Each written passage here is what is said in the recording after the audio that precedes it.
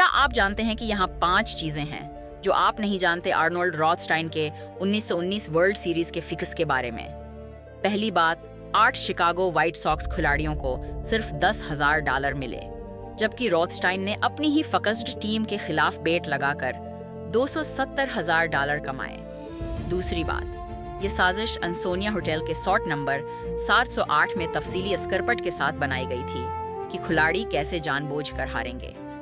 तीसरी बात, picture AD सिकोट ने जानबूझकर पहले गेम में लीड ऑफ बैटर को मारा ताकि जवारियों को सिग्नल मिल जाए कि फिक्स शुरू हो गया है।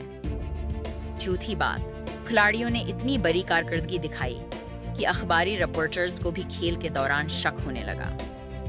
पांचवें बात, रॉथस्टाइन ने खिलाड़ियों के खानदानों को धमकियां दी और जजों को रिश्वत दी, इसलिए वो कभी सजा नहीं पाया, जबकि 8 खिलाड़ी अदालत में बरी होने के बावजूद जिंदगी भर के लिए 20 साल से बीन हो गए।